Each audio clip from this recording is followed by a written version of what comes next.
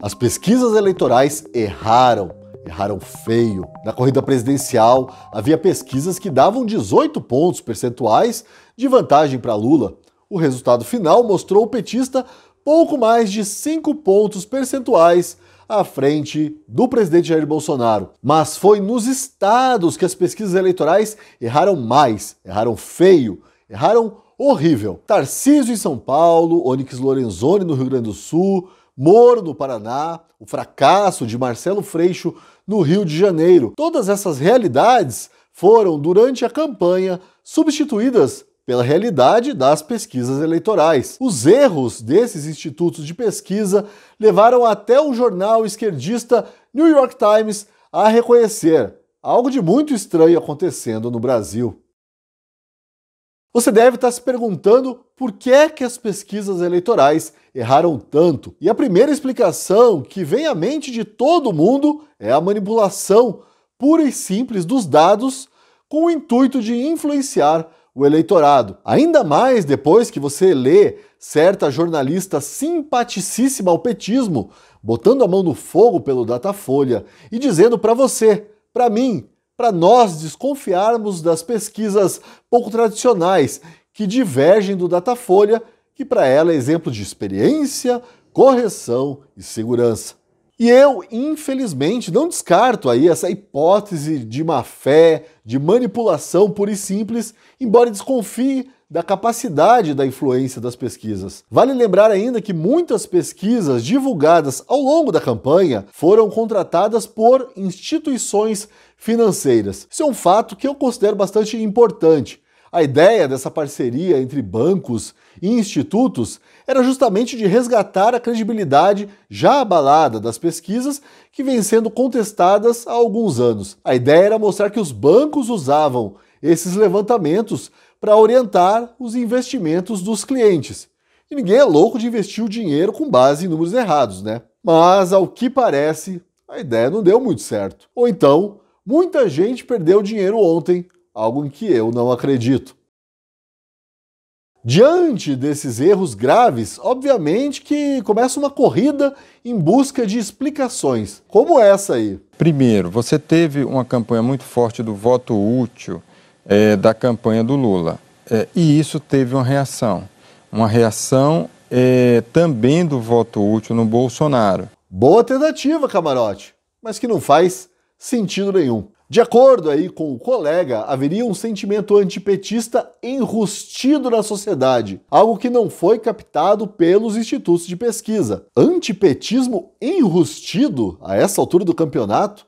Me engana que eu gosto. Outra explicação que tem circulado por aí, principalmente entre a esquerda, é a de que, preste bem atenção nisso, o fracasso das pesquisas é culpa de quem? Do presidente Jair Bolsonaro, que não realizou o censo de 2020. Por falar em explicações, temos ainda o fenômeno do voto envergonhado. Mas que voto envergonhado é esse, que veste verde e amarelo para votar? Como você pode ver, o pessoal é muito criativo na hora de arranjar desculpas para algo que me parece muito evidente. É algo que eu tenho falado desde o começo da pandemia, quando os alarmistas começaram a usar modelos matemáticos para decretar o fechamento de tudo e prever zilhões de mortos. Modelos matemáticos não são capazes de abarcar cenários ultra complexos. Não são. No final das contas, me parece que o apego às pesquisas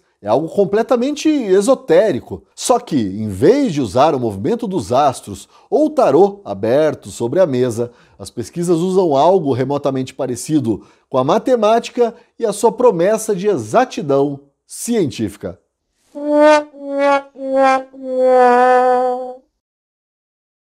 São Paulo é o exemplo mais gritante de que as pesquisas correm o risco de já no próximo turno aparecerem ao lado do horóscopo, de serem mais uma distração política do que informação digna de atenção e análises sérias. Antes das eleições, em conversas com várias fontes, todas me diziam que uma vitória de Haddad em São Paulo era impensável. E não só por causa do antipetismo. Haddad foi um péssimo prefeito em São Paulo, sem falar na força do agronegócio, setor extremamente antipetista no interior do estado. E, no entanto, as pesquisas insistiam em mostrar Haddad à frente de Tarcísio. Ainda assim, essas pessoas com quem eu conversei se mostravam reticentes, ou melhor, elas tinham medo de divergir publicamente das pesquisas.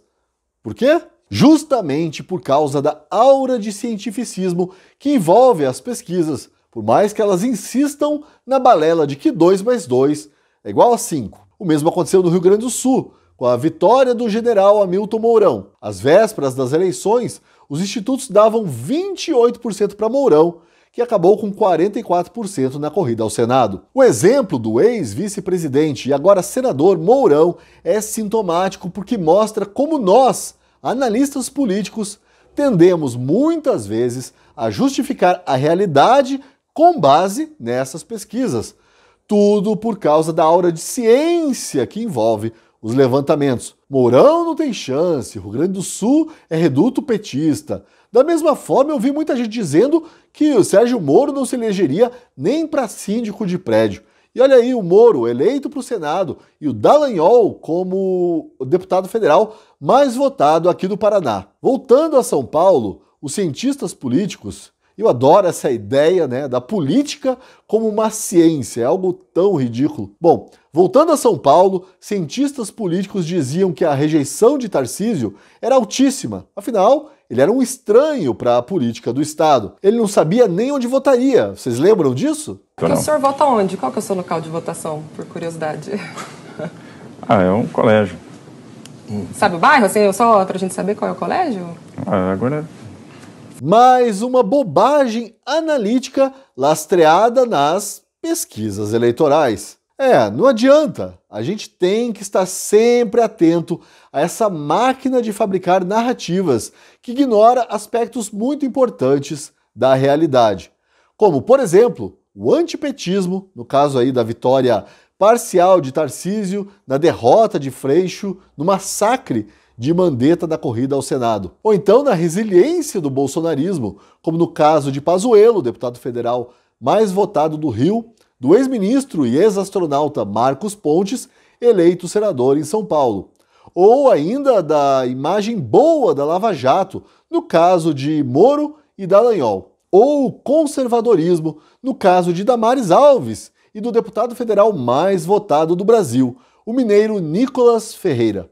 A gente tem que estar atento à máquina de fabricar narrativas, sobretudo narrativas que parecem ancoradas em números e porcentagens precisas. É uma lição que o jornalismo, ainda mais o jornalismo político, ainda precisa aprender. E logo, para o bem da sua sobrevivência. A realidade que o jornalismo pretende retratar é aquilo que os nossos sentidos apreendem, e não o que nos diz um relatório cheio de gráficos concebido por um matemático num ambiente aí controlado, no conforto do ar-condicionado. Serve para as pesquisas eleitorais, serve para a pandemia e serve para as pesquisas de opinião sobre questões relevantes como o aborto, legalização de drogas, etc.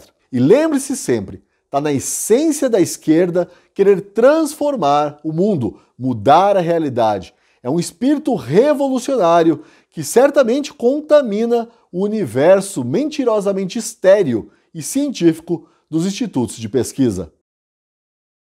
A Gazeta do Povo é um dos poucos jornais que vê com cautela, com precaução, as pesquisas eleitorais. Eu mesmo já escrevi algumas colunas a respeito desse assunto. E aqui mesmo no canal da Gazeta do Povo do YouTube, publiquei um vídeo explicando os motivos para se duvidar de um levantamento do Datafolha. E você, está esperando o quê para assinar a Gazeta do Povo? A Gazeta do Povo é um jornal que não ofende a sua inteligência, que busca dialogar com você e que, diferentemente das pesquisas eleitorais, entende que o brasileiro é, sim, conservador. E já que falei hoje sobre o 2 mais 2 igual a 5, não custa repetir, a Gazeta do Povo está dando de graça o e-book 1984, com o romance de George Orwell numa tradução exclusiva. Quer receber o livro? O link está na descrição. Assine a Gazeta do Povo. Até o fim do ano você paga apenas R$1 por mês. É um valor simbólico para você degustar esse, que é o melhor jornalismo do Brasil. Eu tenho certeza de que você não vai se arrepender. R$ 1 por mês até o fim do ano. Clique no link da descrição e assine. E não se esqueça de dar o seu like, de comentar, nem que seja para me xingar, de compartilhar e de se inscrever no canal da Gazeta do Povo. Até amanhã!